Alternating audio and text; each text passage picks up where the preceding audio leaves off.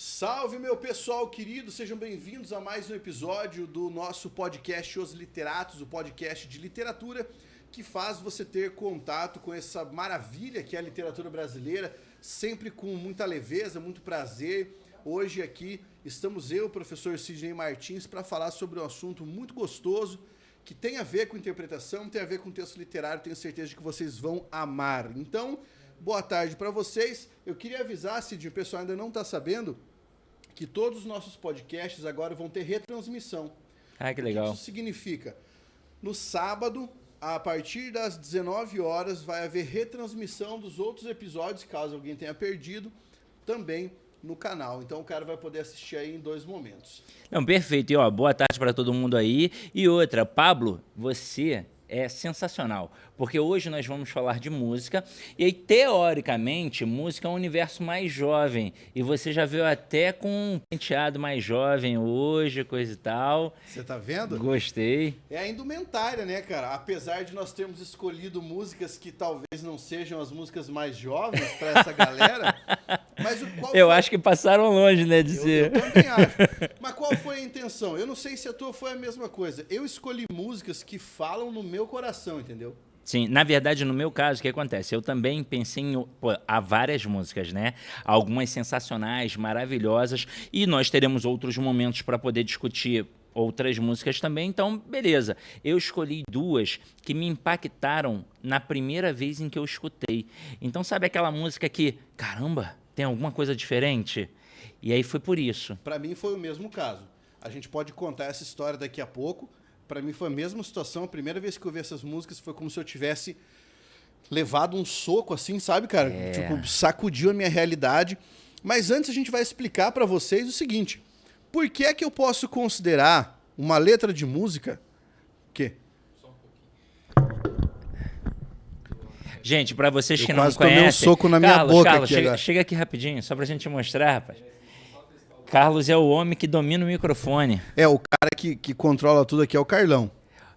Beleza? E o meu som hoje, tá bom? Quer que eu fale mais alto? Fala mais alto. Vou falar mais alto. Então, cara, vamos discutir antes, Sidney, por que a gente pode considerar a letra de uma música como uma obra literária? Né? Vamos falar sobre isso, porque a gente está aqui num podcast que é de literatura, a gente traz esse conteúdo aqui, mas muita gente pensa assim, não, mas música é uma coisa, literatura é outra coisa. Vamos explicar, então, por que eu posso considerar a letra de uma música como uma obra literária. O que você diria para aquele jovem mancebo que não sabe que letra de música é obra literária? Bem, é porque tem músicas e músicas, né? Então talvez o julgamento mais negativo, mais pejorativo, seja por conta de alguma música que realmente não é tida como poesia, que seja, sei lá, uma música vista como uma música talvez ruim. Uhum. Porque existe isso, existe música boa, existe música ruim, assim como existe filme bom, filme ruim. E eu acho que esses são critérios que podem ser avaliados tanto do ponto de vista subjetivo, né, quanto do ponto de vista objetivo. Então, por exemplo, eu quero falar sobre uma composição lírica. Eu posso fazer uma análise de escansão, posso fazer análise métrica, riqueza de rimas, né? Esse tipo de coisa. Aí que eu tenho um resultado técnico. E também posso fazer uma análise subjetiva. Vamos pegar aqui um exemplo que não é da música, mas assim, eu posso considerar um poema bom, um poema ruim. Exemplo, se eu pego um poema do Olavo Bilac, por exemplo, Nel mezzo del cammino, que é um poema que eu amo, né? Ele tem uma perfeição formal, ele tem, no quesito subjetivo, alguns elementos interessantes, fala sobre amor, eu acho um poema muito bom, ele me agrada, ele é esteticamente aprazível para mim. Agora, um outro poema que declamado é o seguinte: era um anjo lindo, lindo, lindo, que veio vindo, vindo, vindo e cagou na minha mão. Esse é um poema que eu considero ruim, porque para mim ele não é esteticamente aprazível, sua composição, para mim, é uma composição medíocre, o que não faz com que ele deixe de ser um poema. Sim, com certeza. Né? Então, assim, mesmo que exista uma música da qual você não goste, vamos pegar aqui, existem músicas das quais eu não gosto, tá? Então, por exemplo, há alguns dias, aqui no canal, eu fiz a análise da música que está sendo a música mais tocada nas rádios agora. né, nos últimos 7 dias. Uma música chamada Erro Gostoso. Eu jurava que era o Kiss Kiss do Naldo. Não é. Eu tava esperando Ainda essa. não. Erro Gostoso da... Como é que é? Simone Mendes. Tá? Eu analisei a música. E eu juro pra você que eu fiz um esforço para analisá-la do ponto de vista técnico e também do ponto de vista subjetivo, para ver se seria uma música interessante. E eu não consegui extrair coisas de lá. Uma música repetitiva, são apenas 2 estrofes de música que se repetem, sabe? Com lugares comuns, muitos lugares comuns, diga-se de passagem. Então, eu não consegui considerar o texto bom. Achei o texto muito ruim, sabe? No critério, não estava analisando o mérito melódico, porque esses artistas aí têm ótimos compositores, instrumentistas, então no aspecto musical talvez seja uma grande coisa. Era uma música chiclete? Ah, com certeza, né? Então não discuto o instrumentista, não discuto campo harmônico, não discuto a habilidade vocal da cantora, mas a análise da letra no quesito poema era uma coisa péssima, né? Mas não deixa de ser música, não deixa de ser literatura, não deixa de ser um poema. Sim, as músicas escolhidas por nós, elas, se não fossem musicadas, seriam belos poemas. Exato. Mas vai continuando a explicação do porquê que é literatura, que eu vou pegar o celular. Sim. Vamos lá. Na verdade, o que acontece? A literatura, ela é, como a gente já discutiu aqui em alguns momentos, uma possibilidade de nos humanizarmos mais ainda e de também sentirmos aquilo que nós não poderíamos sentir no nosso mundo real e também nos identificar através até de um momento de catarse com algumas situações.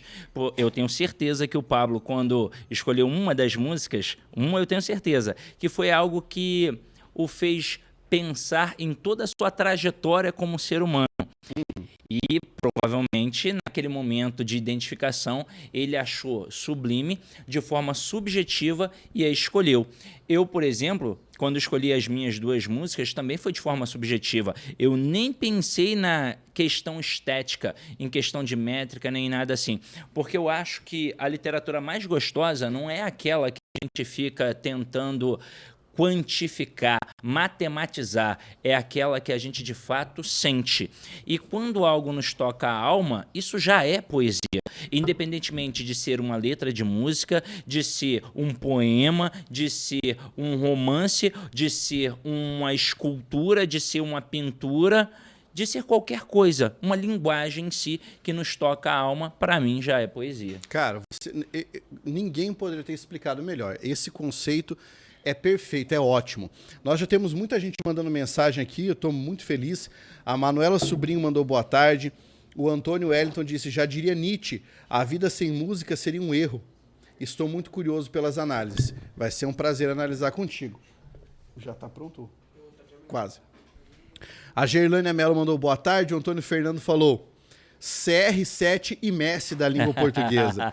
Li o Cortiço por indicação do Pablo. Aprendi as preposições essenciais por causa da musiquinha do Sidney. Olha lá. Não, e eu adoro o Cortiço também. Sempre que posso, animal, né, cara? Eu adoro o Cortiço. É uma demonstração de como o meio de fato influencia o homem e de como a visão ali do autor em relação ao brasileiro era uma visão animalesca, né? Sim. Porque o João Romão ele foi se animalizando, porque na verdade ele foi se abrasileirando conforme foi convivendo com os brasileiros. Exatamente. E é por isso que, para você que é estudante, aluno e já ouviu esse termo, mas não sabe o que significa, é por isso que o Cortiço é chamado romance de tese.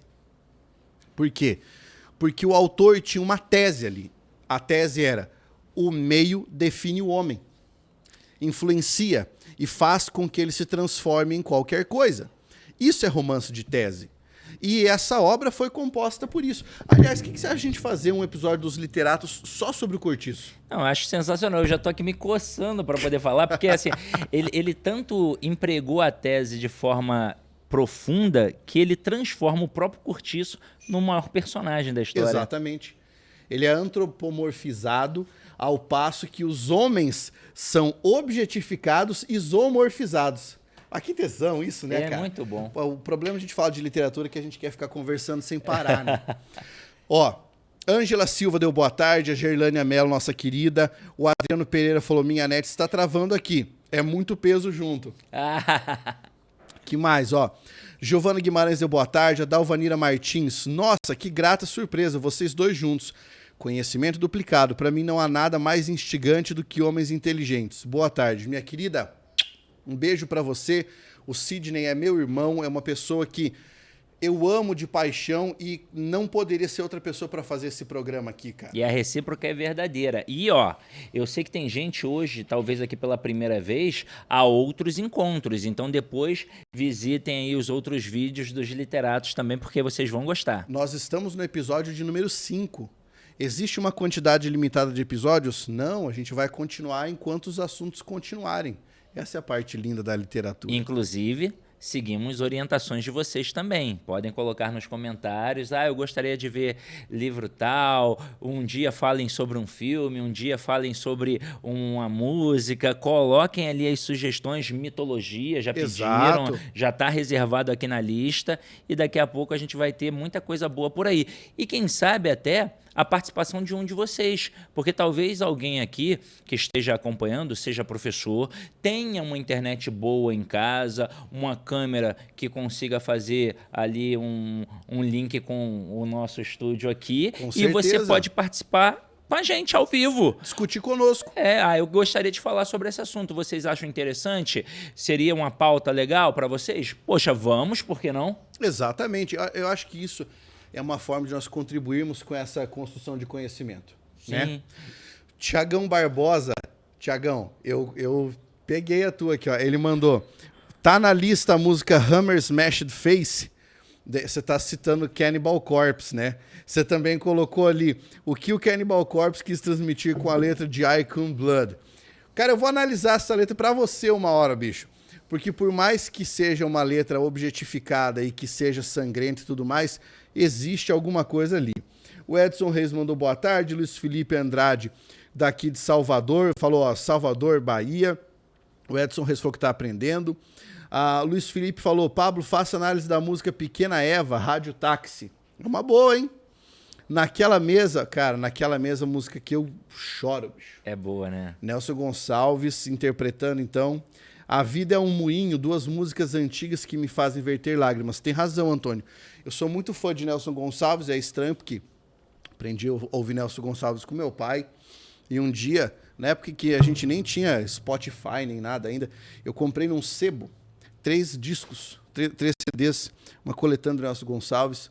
E aí eu ouvia demais, que eu via aquilo até quase furar. E aí depois deixei no carro do meu pai.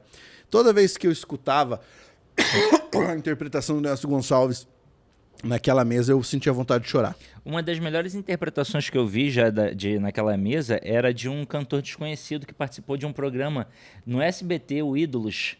E na época os jurados eram o Supla, Obrigado. o Supla, a Fafá de Belém e um outro rapaz que eu não vou lembrar, obrigado, hein?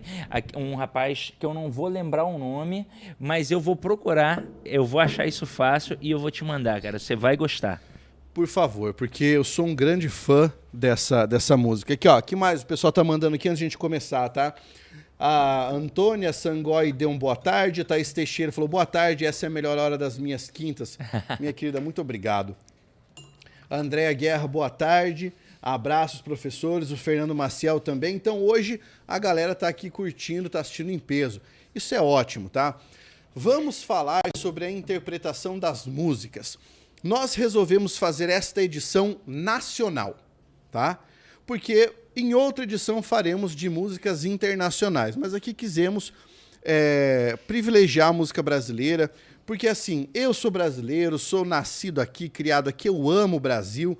E eu acho que antes de nós tributarmos valor e conhecimento e tudo mais a outros países, nós precisamos aprender a respeitar e a valorizar o nosso conhecimento nacional. Tanto que os poemas, os contos, as crônicas, tudo ainda de formação brasileira. Vai chegar o momento certo de nós trazermos também textos estrangeiros, mas eu acho que a gente tem que valorizar muito a nossa literatura nacional porque ela é riquíssima e talvez muita gente ainda nem tenha conhecimento disso. Infelizmente, Porque a gente tem síndrome de vira-lata. Exatamente. Infelizmente, a forma como as pessoas acabam conhecendo a literatura brasileira é uma forma, além de ser muito estanque, muito travada, é uma forma que não é lúdica, ela não é divertida, ela não é prazerosa, né? Eu me lembro, isso deve ter acontecido com você muitas vezes, Sidney, quando eu dava aula de literatura para o ensino médio, os meus alunos diziam alguma coisa como: Pablo, por que eu sou obrigado a ler José de Alencar e a gente não pode discutir na sala o Harry Potter, que é o que eu leio e eu gosto? Sim. Você entende? Durante muito tempo, eu ouvi, até mesmo teóricos literários, falar assim que esse tipo de literatura não compensa para o aluno, mas isso aí é o caminho errado.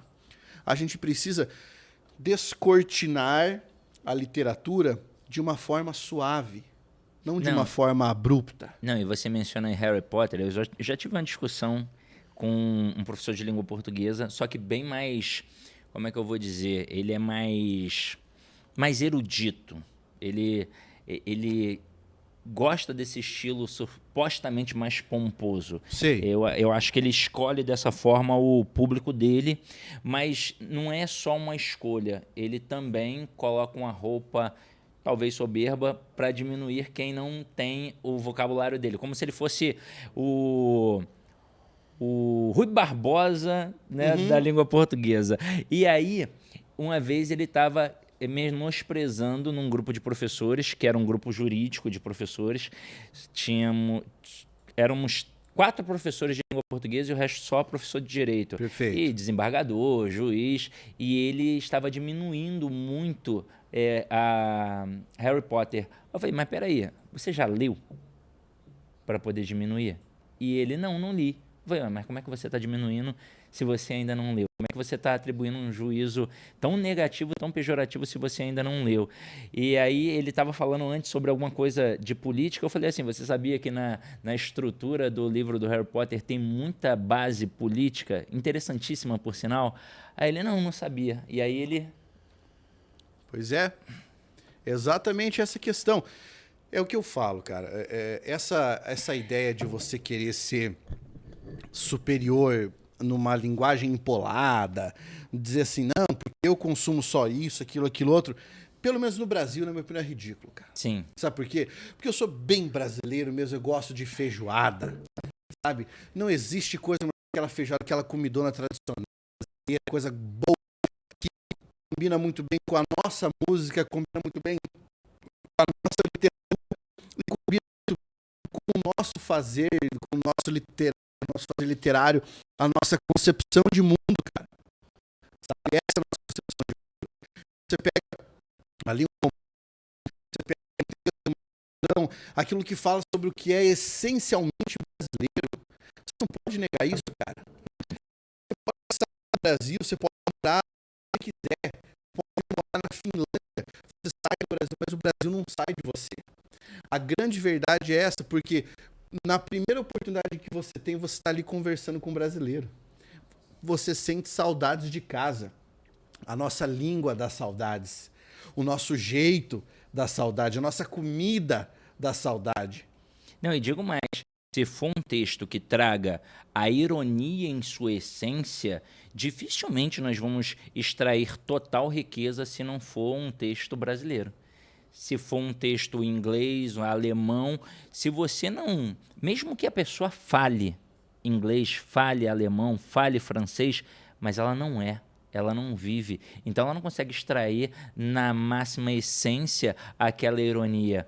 É como, por exemplo, você pegar um clássico de James Joyce e ler a tradução. Você Ulisses. Ulisses, imagina. Você não vai conseguir extrair toda a beleza dele. Eu acho que eu não conseguiria nem extrair toda a beleza que ele de fato tem lendo em inglês.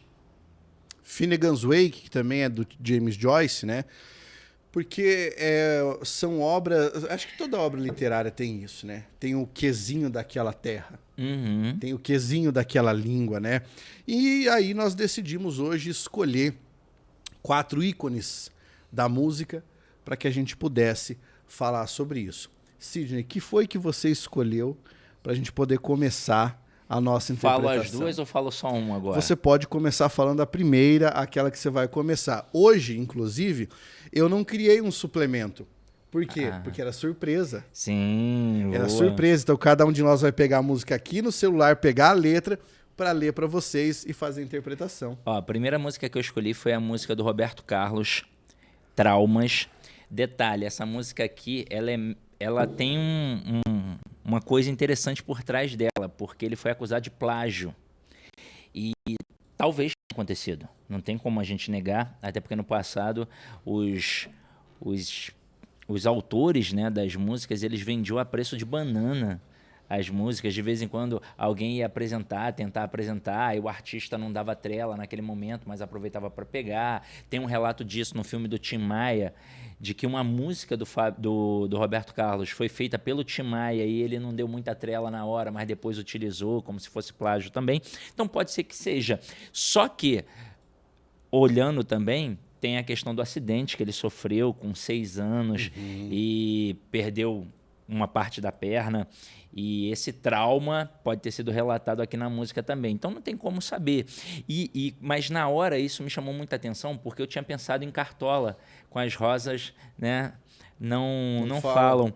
E o próprio Cartola, que de certa forma morreu na miséria, porque não ganhou dinheiro com a música e vendia muitos dos seus textos a preço de banana, ele também, por essa música, foi acusado de plágio. Então era algo muito comum na época. As pessoas, não, isso daí fui eu que fiz, ou então pelo menos a melodia, pode não ter sido a letra da música, mas a melodia não, essa melodia aí, ele escutou numa música minha e pegou. Então tinha muito isso. Mas por que eu escolhi? Porque a primeira vez que eu escutei ainda foi na voz do Roberto Carlos, e eu ainda não era pai na época, e me bateu muito porque eu tenho uma relação muito forte com meu pai. Depois, quando eu tive meu filho, aí fez mais sentido ainda, e eu escutei uma interpretação do Rodrigo Amarante, do Los Hermanos, no Altas Horas. Depois vocês podem pesquisar, coloca lá, Traumas Los Hermanos, vai aparecer no YouTube. É sensacional. É aquela música que você pode colocar assim 50 vezes para escutar e ainda assim você vai sentir prazer. Então, para mim, é uma música muito interessante porque eu tenho um contato muito forte com meu pai e muito forte com meu filho. Vou ler aqui na íntegra depois a gente pega aqui alguns pedaços. Nós gostaríamos de que vocês também prestassem atenção e dissessem como é que essa letra fala para vocês, o que é que ela diz para vocês, tá? Vamos lá. Eu vou tentar não musicalizar. Fica à vontade. Meu pai um dia me falou para que eu nunca mentisse, mas ele também se esqueceu de me dizer a verdade, da realidade do mundo que eu ia saber, dos traumas que a gente só sente depois de crescer. Falou dos anjos que eu conheci, no delírio da febre que ardia, do meu pequeno corpo que sofria, sem nada entender. Minha mulher, em certa noite, ao ver meu sono estremecido, falou que os pesadelos são algum problema adormecido. Durante o dia, a gente tenta com sorrisos disfarçar alguma coisa que na alma conseguimos sufocar. Meu pai tentou encher de fantasia e enfeitar as coisas que eu via, mas aqueles anjos agora já se foram depois que cresci. Da minha infância, agora tão distante, aqueles anjos no tempo eu perdi. Meu pai sentia o que eu sinto agora, depois que cresci. Agora eu sei o que o meu pai queria me esconder. Às vezes, as mentiras também ajudam a viver. Talvez um dia, para o meu filho, eu também tenha que mentir para enfeitar os caminhos que ele um dia vai seguir. Meu pai tentou encher de fantasia e enfeitar as coisas que eu via, mas aqueles anjos agora já se foram depois que eu cresci. Da minha infância, agora tão distante, aqueles anjos no tempo eu perdi. Meu pai sentia o que eu sinto agora depois que cresci. Meu pai tentou encher de fantasia. Lindo, né? Cara do céu. E aqui é tida como uma composição do Erasmo Carlos e do Roberto Carlos.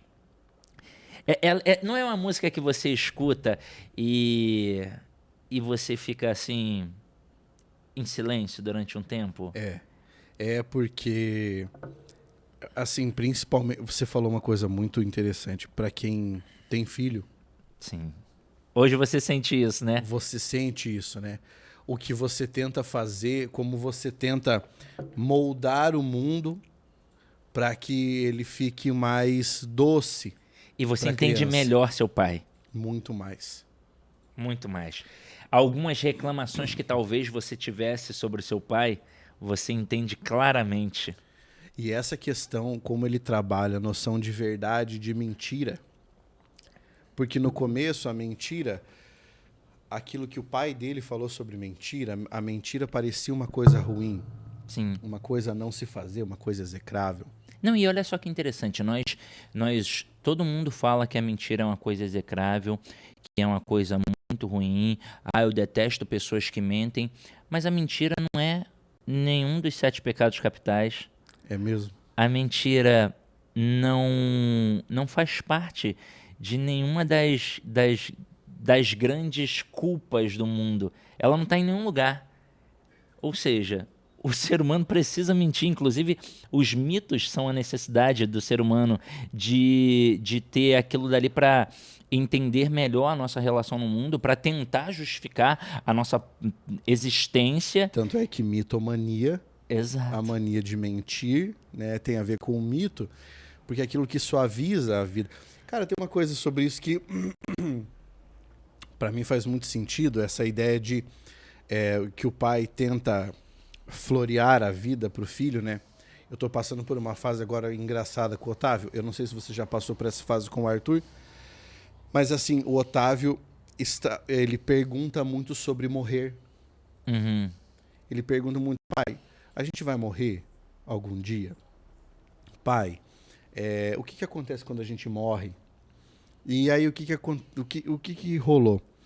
Ele começou, eu notei que ele começou a ficar muito desesperado com isso. O meu já passou por isso também. E aí um dia eu inventei uma história para ele, e essa história é algo que para ele fez tanto sentido e que ele tem guardado tanto no coração dele que eu vou contar para vocês qual vai ser o desfecho disso, mas meu filho só vai descobrir quando ele for mais velho, mesmo porque ele não vai assistir a esse vídeo agora. Eu falei para ele assim, filho, entenda uma coisa, você é um Jamilk, seu nome é Otávio Trombeta Jamilk, e tem uma coisa sobre a nossa família que você ainda não sabe, mas o papai vai te contar agora. E o que é? Os Jamilks não morrem. Dele, por que não? Eu falei, não morrem, os Jamilks não morrem. Dele, mas nem de velho? Eu falei, então, os Jamilks não morrem de velho. Se eles fizerem alguma coisa muito perigosa e que se machucarem, sofrerem um acidente, eles podem morrer. Porque o medo dele era morrer de velho. Ele falou assim, eu não quero que você morra. E aí eu contei essa história. E aí ele ficou com isso. Tanto que ele fala para as pessoas, ele fala assim, eu não vou morrer, meu pai não vai morrer porque nós somos Jamilk, então de velho a gente não vai morrer. E qual foi a minha solução para isso? Porque uma hora ele vai ter que saber. A minha solução para isso foi a seguinte, eu estou escrevendo para ele um manual de como ser um Jamilk. E a abertura do manual é, meu filho, um dia eu disse para você que os Jamilks não morrem, eles não morrem porque aquilo que eles fazem na vida ecoa pela eternidade. Então faça alguma coisa na sua vida. Perfeito. Não, eu já passei. Pô, isso é lindo, né? Eu já passei por isso também. A fase já passou.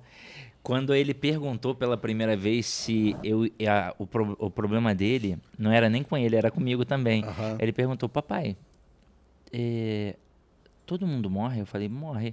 Ele, você vai morrer também? Eu falei, ué, vou. E aí ele começou a chorar copiosamente. E aí, eu sou católico, né? Mas você é budista, eu sou católico. Só que aí eu falei assim pra ele, não, mas filho, ninguém morre de verdade. A gente volta. E provavelmente você foi meu pai noutra vida e por isso eu tô aqui pra cuidar de você como filho. E ele, então é isso, né, papai? A gente sempre volta. Ora eu sou seu filho, ora eu sou seu pai, ora eu sou seu irmão.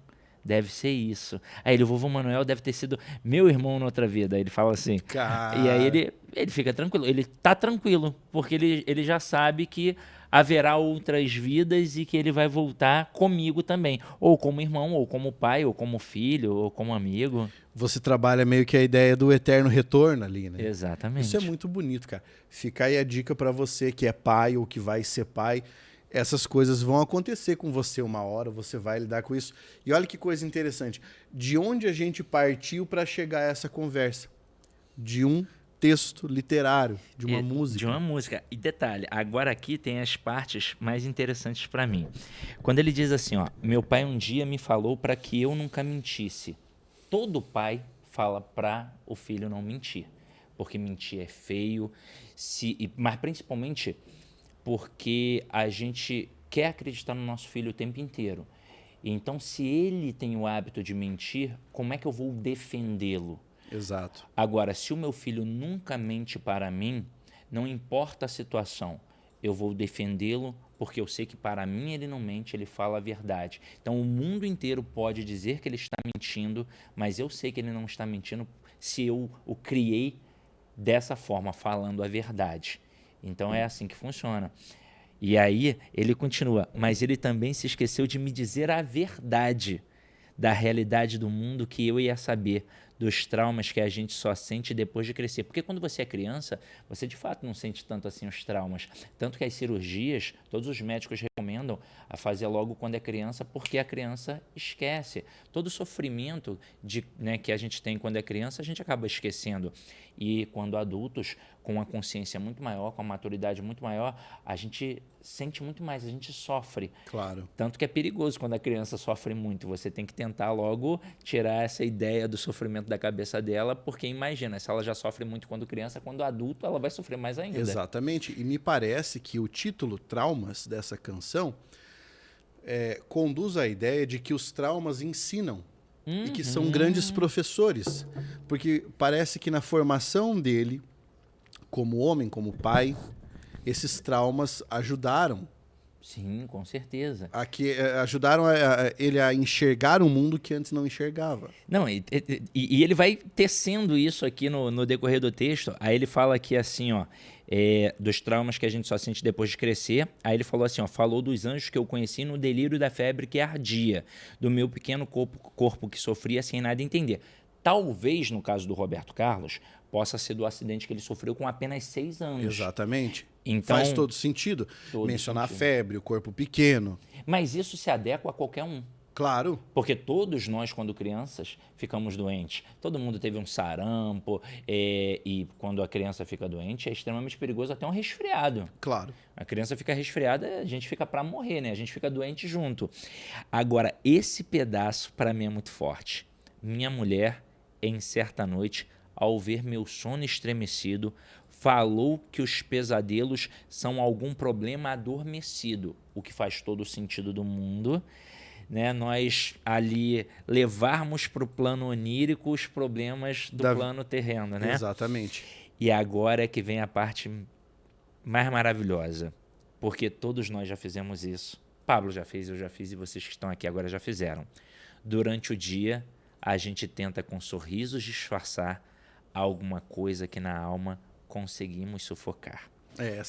Esse conjunto de versos aí é espetacular, né? E ele ainda complementa. Meu pai tentou encher de fantasia e enfeitar as coisas que eu via. Porque é isso. Então, às vezes o cara, né? O pai tá sem dinheiro, não consegue comprar o presente que o filho quer, mas ele arruma um jeito de enfeitar aquilo dali. Nem que ele converse, não, meu filho, ó, esse presente aí não é legal para você. Sabe o que é legal para você? Um presente igual que o papai tinha quando o papai era criança. Hoje em dia isso daí é muito tecnológico, você nem vai se divertir de verdade, daqui a pouco você vai jogar de lado porque você só está sendo influenciado pela propaganda, meu filho. Presente bom mesmo é esse aqui, ó, vou te mostrar, vamos fazer juntos. E aí faz junto o presente, imagina um carrinho de rolimã. carrinho de rolimã. Aí faz junto um carrinho de rolimã. Ou então pega uma estrelinha, tipo uma shuriken do Naruto, aí grampeia ali, faz mais, né, fortezinha com papel, aí fica brincando, jogando. Agora a gente é ninja e por aí vai. Então você já disfarça isso, disfarça outras situações. Às vezes o pai não está num momento bom com a mãe, mas não pode deixar isso transpassar para a criança. Inclusive, se as pessoas têm bom senso, elas não deixam isso passar para os filhos. Exatamente. O filho ele não precisa saber que o pai e a mãe estão passando por algum momento conflituoso, até porque todo casal tem altos e baixos, porque na vida nós temos altos e baixos o tempo Naturalmente. inteiro. Então é normal. E aí depois ele vem e traz assim: mas aqueles anjos agora já se foram depois que cresci. Da minha infância agora tão distante, aqueles anjos no tempo eu perdi. Meu pai sentia o que eu sinto agora depois que cresci. Então agora ele sabe o que o pai dele sentia e ele tem a consciência. Talvez um dia, para o meu filho, eu talvez tenha que mentir. Até pulei, porque ele antes diz assim: às vezes as mentiras também ajudam a viver. Porque verdade demais, às vezes, é falta de educação. Claro. Essa canção, eu ia começar com outra interpretando, mas essa canção que você trouxe dialoga muito bem com a letra de uma das que eu trouxe. A ideia de que às vezes a mentira ajuda você a viver. Nós precisamos, eventualmente, fazer isso para suportar a vida. Sim, claro. Imagina só, Pablo. Isso é uma habilidade, na verdade. Sua esposa e minha esposa, quando ficaram grávidas. Minha mulher engordou 18 quilos. A Bárbara engordou 30. Mentira. Verdade. Sério? Verdade, 30.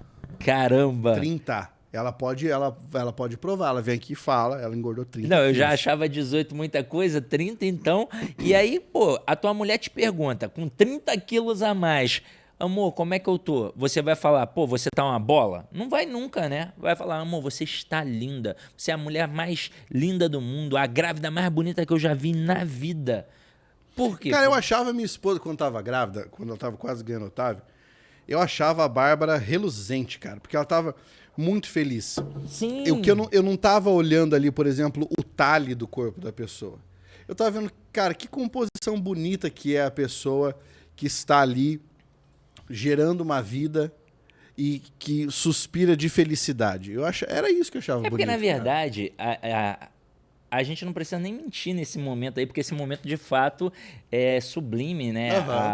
As mulheres ficam felizes por estarem grávidas, ficam bonitas, a pele fica bonita. Mas fica eu entendi viçosa. o teu raciocínio. Mas entendeu? Porque, assim, imagina só... Agora, por são nossas esposas. Mas imagina só uma companheira de trabalho, uma vizinha. Aquela vizinha que a gente só encontra no elevador, que dá bom dia, boa tarde, boa noite, uma relação superficial. E aí, do nada, ela pergunta, pô, você acha que eu tô muito acima do peso? Ela pode nem estar grávida. Nem tá grávida. Você acha que eu tô muito acima do peso? Se for uma pessoa grosseira, vai dizer, pô, você passou de estar acima do peso, você está exageradamente acima do peso. Agora, se for uma pessoa com sensibilidade, vai dizer, não, eu nem tinha percebido que você tinha engordado. Pois é. Agora que você está falando é que eu tô tentando analisar, mas sinceramente não percebo. São mesuras sociais, né? Sim, uma coisa que talvez o homem não entenda muito. Homem é grotesco com outro homem às vezes, mas com o tempo a gente vai ficando mais gentil. Quando a gente é mais jovem e encontra um amigo que está, por exemplo, gordinho, acima do peso, a gente já vai logo e fala assim, caraca, tu tá uma bola. Alguns não perdem isso. Alguns ficam eternamente na quinta série, né? É, com certeza. Porra, tu tá uma bola, não sei o quê. E aí tu não sabe o mal que isso pode fazer, esse comentário pra pessoa. Hoje, o que eu faço? Eu tenho um amigo chamado Fábio, que ele nasceu no mesmo dia em que eu nasci, só que ele é um pouco mais velho. Então a gente sempre comemorou aniversário junto. E ele sempre foi um cara assim muito bonitão, muito bonitão. E quando foi ficando mais velho, foi ficando acima do peso. Toda vez que eu encontro, eu falo assim, rapaz, tu tá mais magro? Aí ele, rapaz, só você pra alegrar meu dia. Então só de dizer que ele tá mais magro, aqui. só de dizer que ele tá mais Pode magro, deixar o microfone pra cá. só de dizer que ele tá mais magro, o dia dele já fica assim, sublime. Claro. Então, ele fica mega feliz. Então, assim, as mentiras. Mas eu não tô nem mentindo, caramba. Isso eu não considero nem uma mentira. Mas vamos supor que seja uma mentira porque ele não tá magrinho com a barriguinha tanquinho. Mas são mentiras que fazem bem pro outro. É porque, na verdade, a gente tá pegando o sentido metafórico da palavra mentira da música, né? Sim. Pra sim. poder lidar com isso. É verdade, é porque tem o sentido mais estrito que é complicado, realmente. Que não é você mentir pra ludibriar, pra enganar. Exato, né? exato. Porque mentir pra ludibriar é que é ruim. Isso. Mentir pra você enganar é que é ruim. Porque, por exemplo, vamos pensar num relacionamento. Se a pessoa tem ali um combinado com a esposa de um relacionamento aberto, são outros 500. Mas se a pessoa tem um combinado de monogamia, só que só a esposa dela desse homem é monogâmica e ele tá com todo mundo, já rompeu o contrato e aí já é uma mentira danosa. Então o combinado não sai caro, não é verdade? Agora, que a mentira para ajudar, para ser aprazível, para acalantar a alma, essa mentira que ajuda a viver, aí que seja bem aceita. De Roberto Carlos para análise comportamental, relação pai-filho, conceito de mentira. Cara, essa escolha aí foi pancada. Foi muito boa. Agora, ó, a próxima aí do Pablo é top demais. Vamos pegar aqui. É uma música da qual eu sou muito fã. Eu já tive a oportunidade de assistir esse cara cantando aqui na cidade. Eu estava lá. O Sidney estava lá. Eu passei maior vergonha fazendo uma pergunta pra ele. Foi muito engraçado quando eu perguntei pra ele sobre música construção. Ele falou assim, eu não devia ter feito isso. Mas enfim. É uma música do Oswaldo Montenegro que se chama A Lista. Tá? Pra mim, essa música é perfeita em vários aspectos, tanto na forma como o Oswaldo interpreta, quanto a composição da letra, quanto o clima da música, a melodia, né? Então vamos lá à leitura. Faça uma lista de grandes amigos. Quem você mais via há 10 anos atrás? Quantos você ainda vê todo dia? Quantos você já não encontra mais? Faça uma lista dos sonhos que tinha. Quantos você desistiu de sonhar? Quantos amores jurados para sempre? Quantos você conseguiu preservar? Onde você ainda se reconhece? Na foto passada ou no espelho de agora? Hoje é do jeito que achou que seria? Quantos amigos você jogou fora? Quantos mistérios que você sondava? Quantos você conseguiu entender? Quantos segredos que você guardava? Hoje são bobos, ninguém quer saber. Quantas mentiras você condenava? Quantas você teve que cometer? Quantos defeitos sanados com o tempo eram o melhor que havia em você? Quantas canções você não cantava, hoje assovia para sobreviver? Quantas pessoas que você amava, hoje acredita que amam você?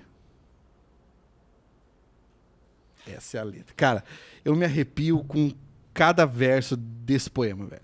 Não, essa música é muito linda. Porque assim, ó, vamos começar pelo fundamental. Ele tá dizendo pra você passar um pente fino na sua vida. É aquela música que você tem que escutar, assim, quieto, a cada 2 ou 3 anos pra você pensar sobre o que você está fazendo. E quando ele fala, faça uma lista de grandes amigos, isso é uma realidade muito grande, cara. Quem você mais via há 10 anos? Né? A gente perdoa porque ele tem licença poética aqui, né? Para fazer o há 10 anos atrás, por causa da rima. Cara, amigos as pessoas que eu mais via há 10 anos, eu não vejo mais. É verdade. Hoje, talvez isso seja minimizado pelos grupos de WhatsApp. Sim, mas a ideia de você ver no sentido de você estar com a pessoa. Não existe mais. Eu não vejo, cara. Não, e essa questão... Década é 10 anos é um número, assim, muito... Uma marca temporal muito forte, né? A gente define as gerações por décadas, a gente consegue definir o tempo próximo ou o tempo distante por bom senso em 10 anos. E se a gente parar para pensar, hoje eu tenho 40 anos. Com 30 anos eu tinha um grupo com quem eu convivia e com 20 era outro. Exatamente. E hoje eu tenho um grupo, mas quando eu tiver 50 já vai ser outro. Então, de 10 em 10 anos, de fato, a gente muda toda a nossa perspectiva. E assim, eu fico analisando pela minha vida. Essa questão. Quando eu tinha 20 anos, eu fazia determinadas coisas, eu tinha um determinado grupo de amigos.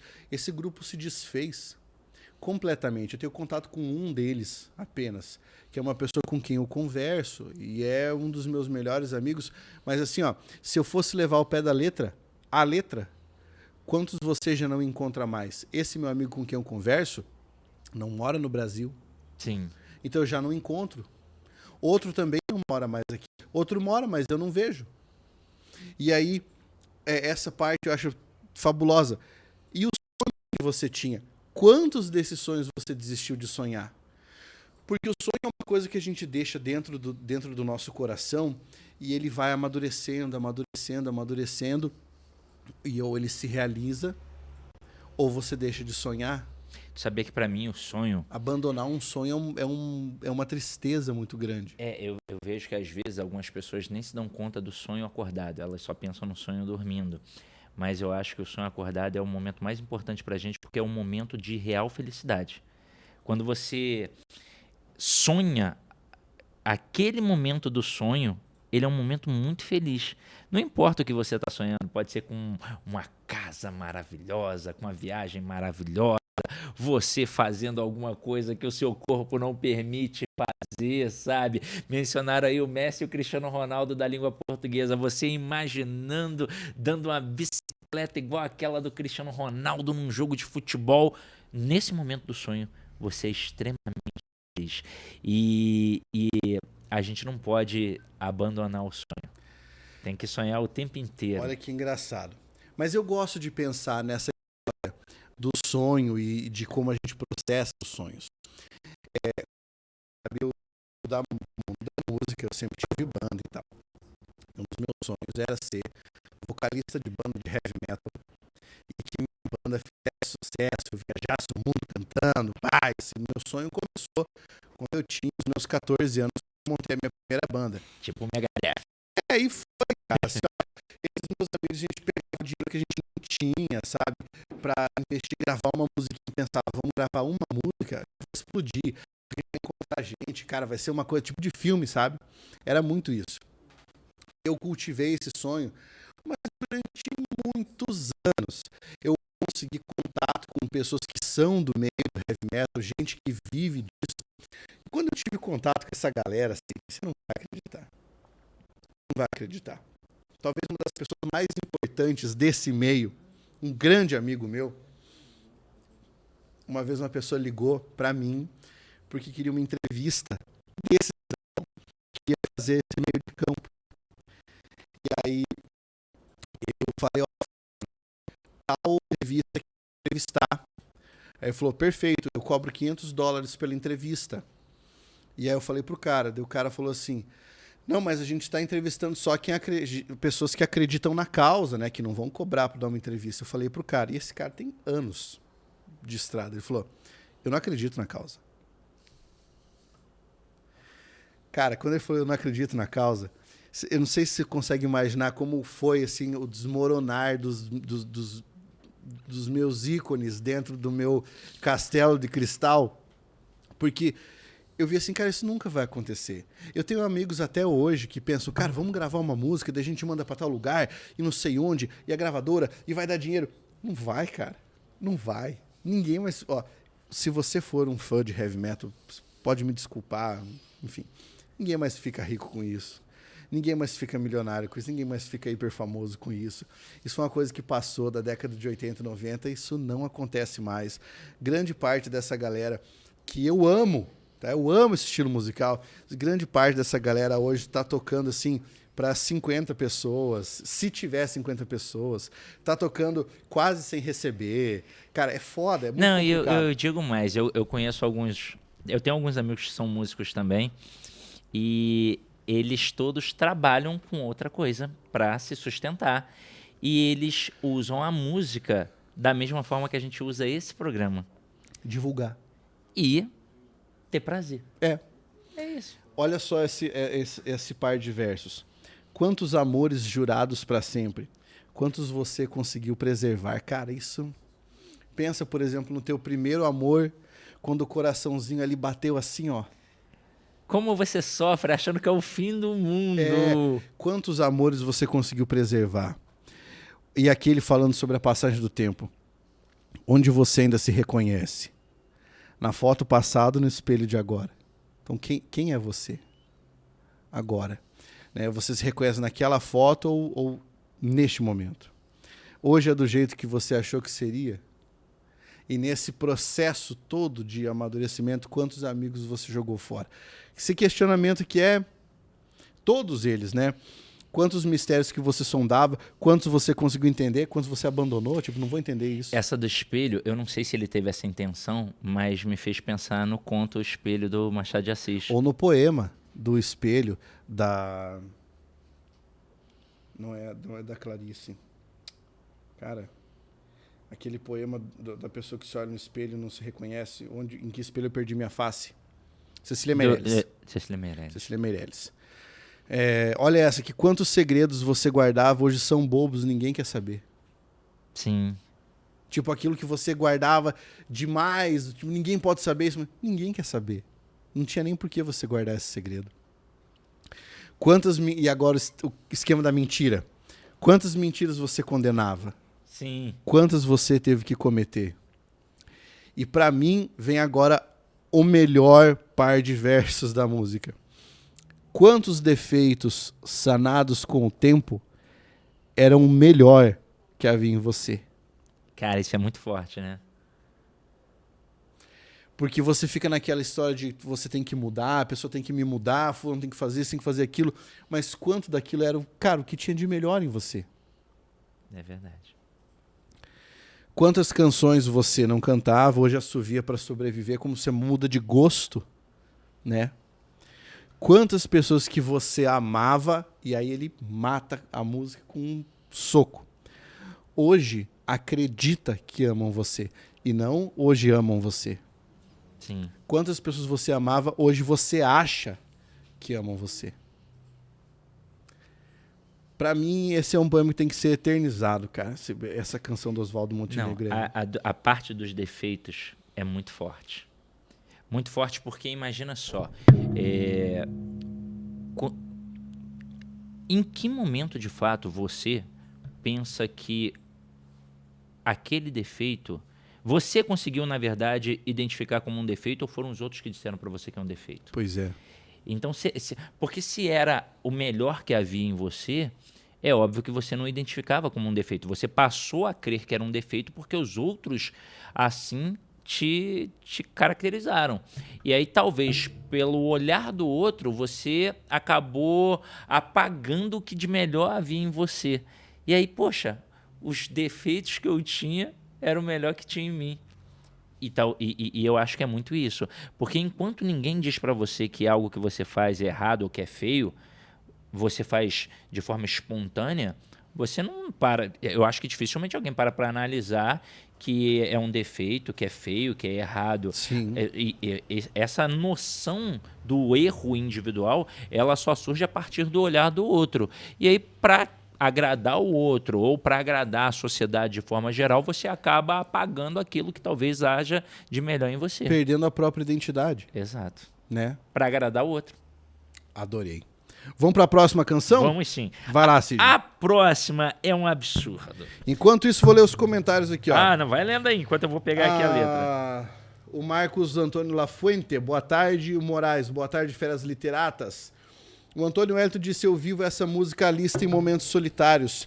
Lembro bem de todos os amigos que seguiram por outros caminhos, dos que faleceram, infelizmente tenho amizades de 10, 15 anos, os de verdade, que faleceram infelizmente, aliás. Boa tarde, mestres, disse o Éder Vinícius. Boa tarde, meu querido. A Isabela Alcântara disse os melhores do mundo, quiçá das Américas, Sidoca e Pablo. Muito obrigado, querida. Tem um comentário, acho que você passou por ele, de uma professora que disse que adorou o convite, ela adoraria participar. Ah, Dalvanira. Para mim seria um prazer participar dessa dinâmica. Meio convite, queria agradecer também, pois graças a vocês dois passei um concurso de professora, graças a seus conteúdos didáticos. Minha querida, será um prazer recebê-la para falar sobre literatura conosco.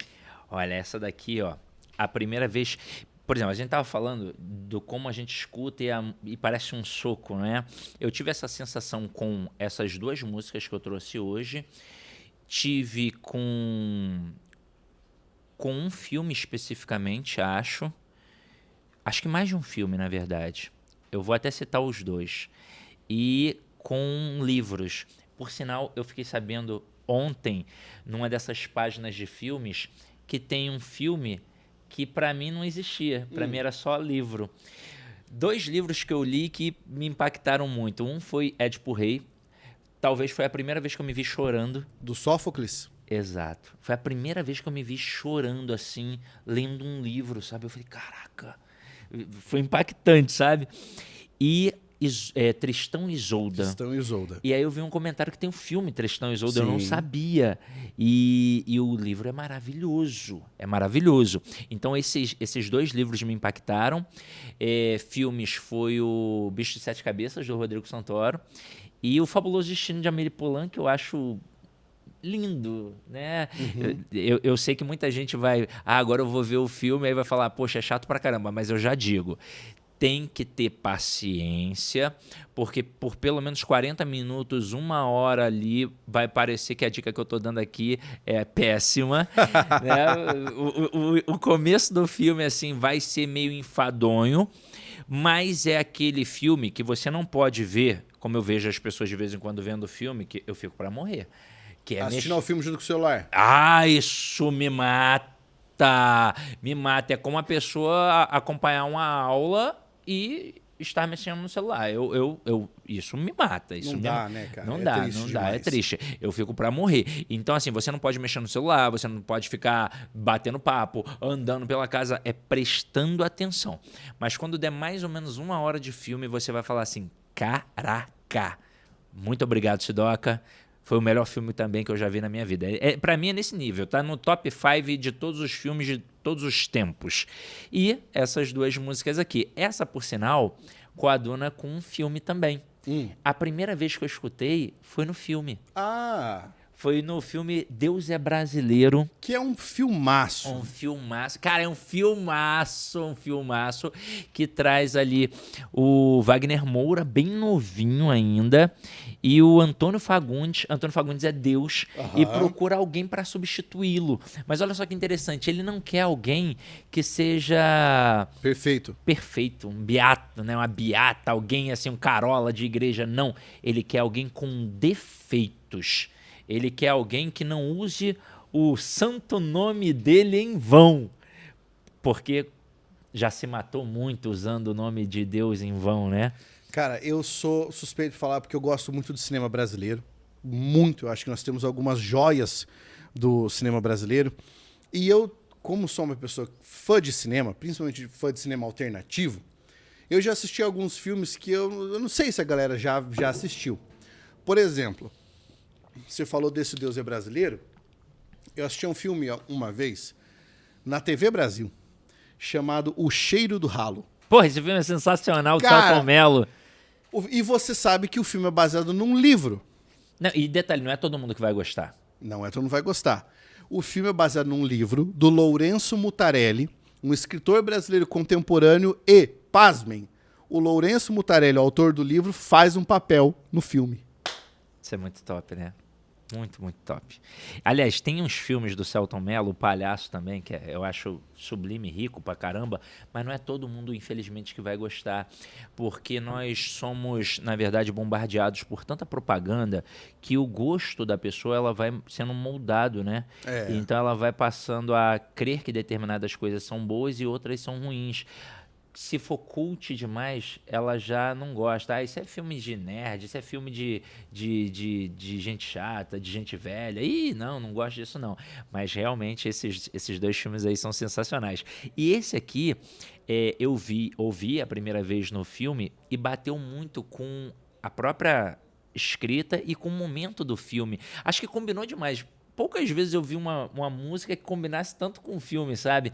Porque foi num momento em que Deus se deu conta de que o verdadeiro amor ainda não estava nele. Olha! E sim nos homens. Porque ele aprendeu a amar com os homens. Cara, essa música é demais. Manda ver. E é do Cordel do Fogo Encantado, que era um grupo de teatro, e isso daqui era um poema. E depois eles musicaram, assim como o Fagner musicou vários poemas da Cecília Meirelles, que você citou aqui agora há pouco, e do Ferreira Goulart. Exato. Olha só. Cara, é muito bonito. Os Anjos Caídos ou a Construção do Caos, que é a construção do mundo. Sim. Os homens são anjos caídos que Deus mandou para a terra porque botaram defeito na criação do mundo. Aqui começaram a inventar coisas, a imitar Deus. E Deus ficou zangado, mandou muita chuva e muito fogo. Eu vi de perto a sua raiva sacra, pois foram 7 dias de trabalho intenso. Eu vi de perto quando chegava uma noite escura. Só meu candeeiro é quem velava o seu sono santo. Santo que é seu nome e seu sorriso raro. Eu voava alto porque tinha um grande par de asas, até que um dia caí. E aqui estou, nesse terreiro de samba, ouvindo o trabalho do céu. E aqui estou, nesse terreiro de guerra, ouvindo a batalha do céu, nesse terreiro de anjos caídos. Cá na terra trabalho é todo dia, levantar, quebrar parede, matar fome, matar a sede, carregar na cabeça uma bacia, e esse fogo que a sua boca envia para a sua criação. Deus, esse terreiro de anjos, esse errar que é sem fim, essa paixão tão gigante, esse amor que é só seu, esperando você chegar. Os homens aprenderam com Deus a criar, foi com os homens que Deus aprendeu a amar. Nossa, cara. Esse pedaço aqui é demais. A composição é do Lirinha, que é o próprio intérprete da música. Mas que sublime, cara. Eu acho uma coisa muito bonita como ele está construindo uma imagem sem criar um tipo padrão de Deus. Porque ele está falando de céu, ao mesmo tempo ele coloca o terreiro. Ele é uma música sincrética. Sim, ele traz esse sincretismo, as raízes africanas. Exato. E, cara, é muito bacana. E ele, o eu lírico aqui, né, é um anjo caído também. Exatamente. Ele, cara, esse pedaço aqui, ó, quando ele fala assim, ó, aliás, eu acho que vale a pena a gente ficar destrinchando, né?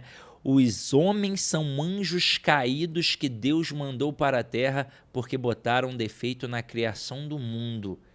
E a gente tem essa imagem de Lúcifer apenas. Exatamente. E de outros anjos, porque tem gente que, obviamente, gosta de acompanhar isso. Tem um filme do Christopher Walken, Anjos Caídos. que é maravilhoso. E aí tem vários anjos, os Nefelins, né, que eles mencionam, Azazel, Misael. Ele traz ali uns anjos que foram os anjos caídos e trouxeram algumas coisas ruins, porque um trouxe as armas, outro trouxe as drogas. Então, assim, tem toda uma mística também por trás disso, interessante. E aí ele continua e coloca assim, ó, aqui começaram a inventar coisas, a imitar Deus.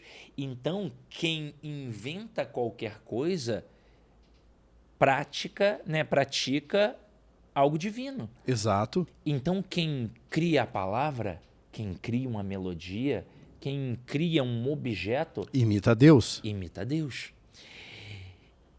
E aí, depois ele vem assim, ó, e Deus ficou zangado. Ele ficou zangado com o fato de os homens o imitarem, com o fato de os homens inventarem as coisas. Só que aí depois, eu vou pulando aqui algumas partes, ele coloca assim, e eu voava alto porque tinha um grande par de asas, até que um dia cair. Ou seja, ele também caiu. Ele também é um anjo caído. E só conseguiu ter essa visão porque ele viveu os dois mundos. O mundo divino. E o mundo mundano. Exato. Mundo mundano é uma... É uma espécie de tautologia, né? E aí ele vem aqui e manda. E aqui estou nesse terreiro de samba, ouvindo o trabalho do céu, e aqui estou nesse terreiro de guerra. Olha que interessante. Terreiro, samba, trabalho. Aí você tem um sincretismo. Ó, terreiro, samba, trabalho e céu. Você tem 4 figuras que mostram o sincretismo religioso aí. Exatamente. Não, e detalhe, quando você fala isso, eu fico aqui pensando em algumas coisas do secretismo que são muito interessantes e que muita gente talvez não saiba. O que a gente faz no Ano Novo? Todo mundo gosta de se vestir de branco. Porque o branco é da paz, é da paz, é pureza. Só que esse hábito é da religião africana. De matriz africana. E que muita gente critica e... A história de pular ondas, né? De comer semente de romã. Esse é o nosso sincretismo. Isso também é de uma brasilidade linda. E aí ele vem com uma parte que é o nosso dia a dia. Ele bota assim, ó. Cá na terra, trabalho é todo dia. Aí ele vem numa sequência. Levantar... Todo mundo tem que levantar. Quebrar parede, matar fome, matar sede, carregar na cabeça uma bacia. Ou seja, todo mundo tem que se virar para conseguir viver. É levantar, é matar fome, é matar sede, é trabalhar e por aí vai. O que remonta também à expulsão do paraíso, porque Deus condenou o homem a viver de seu trabalho. Exato. Porque eles botaram um defeito. Cara, porque eles quiseram ser Deus. Tem um sociólogo chamado Domenico De Masi, ele é italiano, e ele fala sobre o ócio criativo.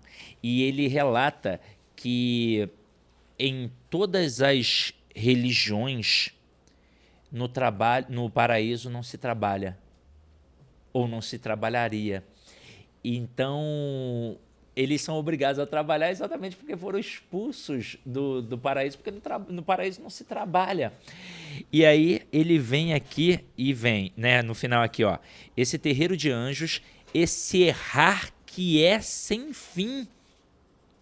Porque não adianta, a gente vai errar a vida inteira. E você tem 2 acepções para o verbo errar aí.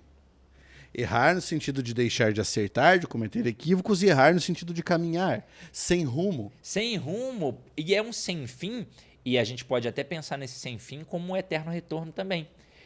Porque não tem fim. Exatamente. Ou seja, é errante. Exatamente. Pensei até em Don Quixote agora. Ó, louco! Aí ele coloca assim, essa paixão tão gigante, esse amor que é só seu, e aí ele coloca... o seu com S maiúsculo, que remete a Deus, obviamente, esperando você chegar. E aí o final é o final do clímax no filme. É exatamente esse o clímax do filme, que é quando e é o próprio Lirinha que está cantando, é o Cordel do Fogo Encantado que participa do filme. Eles estão num bar assim, bem barzão mesmo, sabe? Bem botecão, e Deus escuta naquele momento. Os personagens principais são o Antônio Fagundes, o Wagner Moura e a Paloma Duarte, que participa dessa trajetória. Detalhe, o Wagner Moura fica o tempo inteiro cobrando um milagre de Deus. Não, tu é Deus, por que tu não faz um milagre aí, não faz alguma coisa? Pô, a gente vai ter que andar de caminhão aqui, por que tu não joga a gente logo pra lá e pronto, acabou? Mas o milagre... E aí ele mostra que, obviamente, a questão do milagre traz muito trabalho e não tem necessidade. Para que ele vai fazer aquele milagre se não tem a precisão? Ele só faz o milagre quando de fato é necessário, porque se não tem a necessidade de fazer o milagre, o próprio homem já é um milagre e ele consegue, por conta própria, resolver os problemas dele. E aí é que ele vem com a parte do clímax que tem no filme também. Os homens aprenderam com Deus a criar. E foi com os homens que Deus aprendeu a amar. Porque os homens amam. E a gente tem que parar de pensar que a gente só tem coisa negativa. Isso talvez o amar seja algo extremamente humano. Exato. Né? A paixão vem do grego patos, os patoi, né? Inclusive o brasileiro é o povo mais, tido isso em pesquisa, né? O povo mais passional do mundo. Tanto que os crimes mais passionais de toda a história da humanidade, o brasileiro faz parte da lista principal. Da lista principal. Ó, o Antônio Wellington disse que ele viu o Fabuloso Destino e gostou. Muito bom. A Bárbara Trombeta Jamil, que minha esposa mandou uma mensagem aqui dizendo que tá top demais. O Daniel Rodrigues falou: boa tarde, literato, sou professor de história e a busca pela compreensão do tempo se torna uma constante. Portanto, a canção Time, do Pink Floyd, do álbum Dark Side of the Moon, tem sido meu hino. E é uma ótima música, tá? Uma ótima música. Se você ainda não escutou, sugiro outra música que também se chama Time, da banda Angra, banda brasileira. E a Bárbara falou que ela passou a tomar um café e ver a gente contando histórias. Tá? Você deve estar tomando um chocolatinho, né, amor? Eu bem que te conheço. Como é que é o nome do professor de história? Daniel Rodrigues. Ó, vou dar uma sugestão de filme pra você. A Máquina do Tempo com Guy Pearce.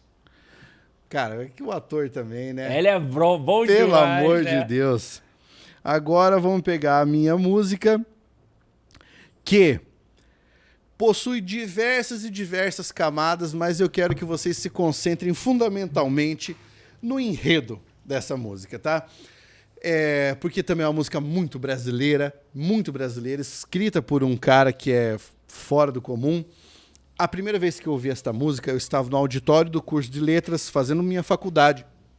E quem interpretou foi um amigo meu. Eu não conhecia a música, ele subiu, pegou o violão, começou a tocar. Eu achei a música fabulosa, ele esqueceu um pedaço da letra. Eu falei, cara, esse pedaço que era lindo agora, mas eu esqueci, vou passar pra frente. Depois eu fui escutar e aí me apaixonei. Música que se chama Geni e o Zé Pelim, do Chico Buarque. Vamos lá. De tudo que é negro torto, do mangue, do cais do porto, ela já foi namorada. O seu corpo é dos errantes, dos cegos, dos retirantes, é de quem não tem mais nada. Dá-se assim, desde menina, na garagem, na cantina, atrás do tanque, no mato. É a rainha dos detentos, das loucas, dos lazarentos, dos moleques do internato. E também vai a miúde, com os velhinhos sem saúde e as viúvas sem porvir. Ela é um poço de bondade, e é por isso que a cidade vive sempre a repetir. Joga pedra na Geni, joga pedra na Geni. Ela é feita para apanhar, ela é boa de cuspir. Ela dá para qualquer um, maldita Geni. Eu vou interrompendo porque essa música é longa, então a gente pode ir analisando conforme eu estiver lendo. Aqui você está se falando de uma mulher que talvez seja uma garota de programa, ou que não seja uma garota de programa, simplesmente uma mulher que gosta de sexo e faz sexo com qualquer um. Não, eu gostei dessa sua segunda versão, né? Porque a gente vai direto pra garota de programa. E por que não ter uma mulher que gosta do Ela sexo? gosta, porque, veja, tá dito aqui, ó. Dá-se assim desde menina. Sim. Na garagem, na cantina, atrás do tanque, no mato.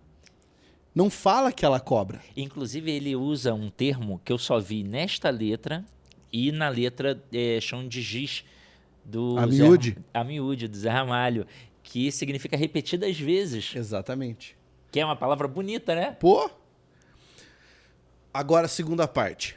Um dia surgiu brilhante entre as nuvens, flutuante, um enorme Zeppelin. Pairou sobre os edifícios, abriu 2.000 orifícios com 2.000 canhões assim.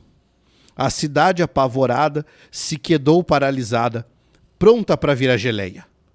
Mas do Zeppelin gigante desceu seu comandante dizendo: mudei de ideia.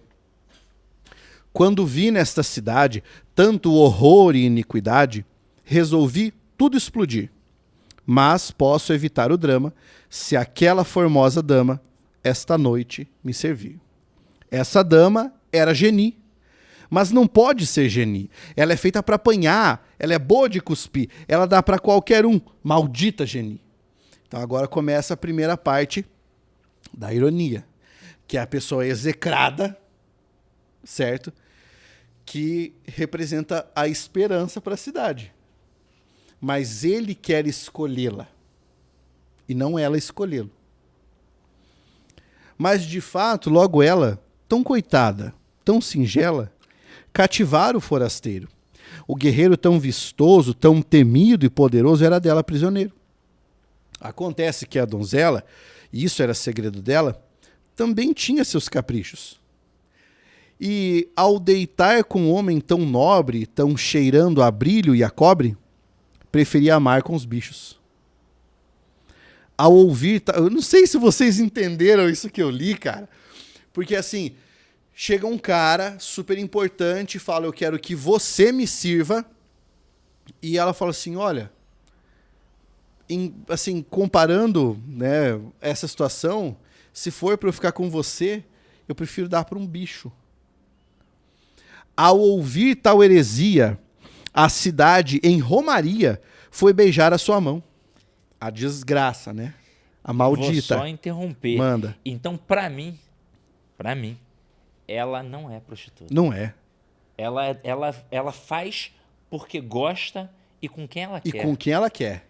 Como a estrela da manhã do Manuel Bandeira. E ela escolheu os miseráveis. Exatamente. Foi beijar a sua mão, o prefeito de joelhos, o bispo de olhos vermelhos e o banqueiro com 1 milhão.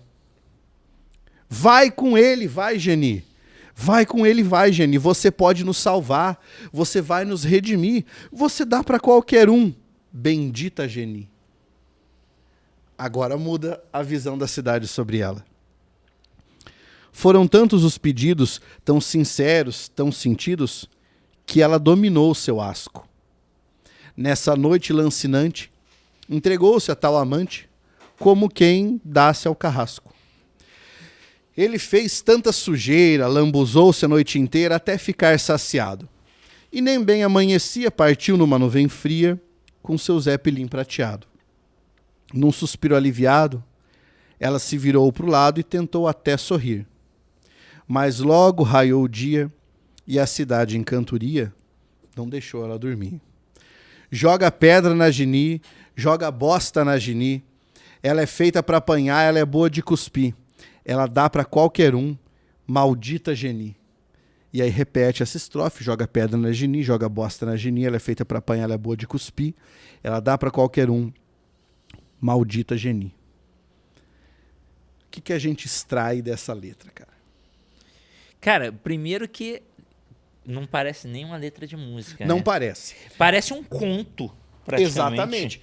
E se alguém já teve a oportunidade de ouvir o Chico Buarque cantando essa música, talvez as pessoas entendam por que o Chico Buarque era uma pessoa tão foi, né? É ainda uma pessoa tão importante na música, porque ele consegue musicar um poema desse. Sim. Ele canta essa música. E é muito difícil fazê-lo. Você criar uma história assim e conseguir musicar, cara, é impressionante. Eu gosto da música porque ela traz a hipocrisia, ela joga com a tua cabeça, porque quando você começa a ler, você pensa na hora, é uma garota de programa. E não é. É uma mulher que tinha seus caprichos, eu dou pra quem eu quero. É uma música sobre uma mulher livre. Sim. E eles ficaram paparicando para que ela fizesse o que eles queriam, mas logo após ela ter feito, ela já... volta a ser miserável. Ela volta a ser a maldita Geni. Sim. E ela seria a maldita de qualquer forma, dizendo sim ou não. Exatamente. Mas eles disseram, você pode nos salvar, você vai nos redimir. A remissão era só para eles, não para ela. E aqui isso me faz levantar uma grande questão. Até que ponto nós não tratamos como Geni as nossas próprias crenças? Sim. Que quando elas servem para nos salvar, para nos redimir, são benditas. Mas quando servem para nos tolher, são malditas. Eu acho que é uma dimensão de interpretação aí. Não, tem muita coisa aí, na verdade. Quando você foi lendo, automaticamente, não foi algo racional, mas automaticamente eu já estava pensando em Maria Madalena, Uhum. e em Jesus. Agora, mais ainda em Jesus.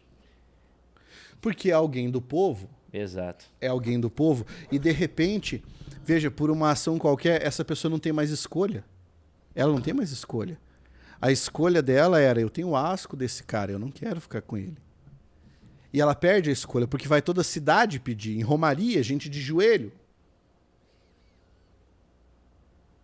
E ela, praticamente, ela foi obrigada a fazer algo que não queria. Sim. Não, isso... eu também pensei em outra coisa. Que a mente vai, né... Turbilhona, Os né? Miseráveis tem uma personagem que num filme é até a Anne Hathaway que faz. Aham. E ela é obrigada a se deitar, porque também ela fica, coitada, né? Tudo de ruim vai acontecendo com ela e ela não quer deitar. E ela é obrigada a deitar porque todo mundo obriga e mais ou menos o que aconteceu aí com a Geni. Só que diferentemente da Geni, a Anne Hathaway, ela acaba tendo uma posição de prostituta ali no momento. Ela recebe por isso e a Geni nem recebeu. Mas aí, se nós formos voltar na nossa investigação literária, nós vamos chegar, por exemplo, a Dama das Camélias, a gente vai chegar a Lucila, porque a Lúcia também não queria. Foi por força das contingências. O Sá, praticamente, obrigou ela a se prostituir. Sim. E aí, quando ela vira prostituta, ela assume uma nova identidade. A Geni não pôde assumir uma nova identidade porque ela não virou prostituta. Sim. Não, se eu não me engano, no Cortiço tem uma virgem que passa a se prostituir também. A Pombinha? A Pombinha, né? Porque ela foi iniciada sexualmente pela tia. Sim, só que ela muda a postura. E o mais curioso é que todo mundo da família queria afastá-la da prostituição, mas ela é a única que se prostitui porque quer. Cara, aí voltamos no Cortiço, no começo do livro, eu cheguei até a derrubar um negócio. Isso é para perceber como tudo de alguma forma está interligado, como há intertextualidade em tudo, e a gente só percebe a intertextualidade a partir do conhecimento, né? Claro. Quanto maior o nosso repertório, maior a nossa capacidade de perceber essa intertextualidade, e mostra também que nada se cria, tudo se copia, porque nós somos frutos... Nós somos frutos das nossas leituras, das nossas vivências, e é por isso que a gente está num assunto... O Carlão, ele daqui a tá pouco só vai dando... no Não precisa outro. não, Carlão, que eu tô sossegado. E a gente está num assunto e daqui a pouco vai para outro, e daqui a pouco vai para outro, e assim a nossa mente também, ela não é linear. Apesar de nós termos uma noção... e, aliás, eu gostaria que você falasse sobre isso para a galera, porque nós temos uma noção de tempo linear. O nosso professor de História falou sobre isso agora há pouco. Nós temos uma noção de tempo linear. Quando eu cheguei aqui, eu comentei sobre o filme A Chegada, né? Sim. Porque a gente viu ali um livro do Chomsky, e no filme A Chegada, a noção de tempo não é linear. não é linear dos alienígenas, mas tem terráqueo que não tem visão de tempo linear, não é verdade? Exatamente. Exatamente. É muito interessante essa história de linearidade do tempo, porque você pensa no tempo como uma constante que só vai para frente, né? Mas não é necessariamente dessa forma. Não tem uma tribo que tem uma visão diferenciada da nossa, por exemplo? Sim, nós temos uma tribo que não tem contagem de tempo, né? E essa contagem de tempo influencia na forma como as pessoas vivem, na forma como elas se relacionam, na forma como elas concebem o mundo. Imagina você viver sem contagem de tempo. É uma coisa muito sensacional. Porque o tempo, ele existe como uma realidade para si. Né? Para nós, não em si. E mostra que a gente, na verdade, nunca vai enxergar o mundo real. Exato. Somente de acordo com a nossa perspectiva. Cara, já foi praticamente 1h30 de debate aqui. Eu quero saber o que vocês acharam, se vocês curtiram. Vão deixando o like, os comentários. Hoje a participação de vocês foi soberba. Soberba. Hoje tinha um bocado de gente, né? Porra, muita gente mesmo. Sidney, o que você acha que a gente pode fazer semana que vem? Ah, não, semana que vem a gente já tinha pensado. Não tinha pensado. Enfim. O que a gente pode fazer mais pra adiante? Vamos falar sobre mitologia, vamos falar sobre... Pablo, vamos fazer um negócio que eu acho que a gente nunca fez. Ah. O Carlão pode, sei lá, printar a tela ou tirar uma foto nossa. Aí você faz uma postagem Uma enquete? e cria uma enquete. Boa. Boa. Pra sugestão da galera. E aí na semana que vem A voz do povo é a voz de Deus. Pode ser. A gente vai criar uma enquete, vamos postar tanto na página do Sidney quanto na minha, e o resultado a gente traz para vocês e a gente vai trabalhar com aquilo que vocês sugerirem. Beleza? Show de bola. Sidney, foi um prazer inenarrável mais uma vez. Tamo junto, irmão. Muito obrigado. Façam inscrição, sigam o professor Sidney nas redes sociais. Fala aí suas redes, Sidney. No YouTube, Português com Sidoca, e no Insta, Professor Sidney Martins. E sigam também o professor Pablo Jamilk em todas as redes. E até a próxima. Um grande abraço. Beijão. Tchau. Tchau.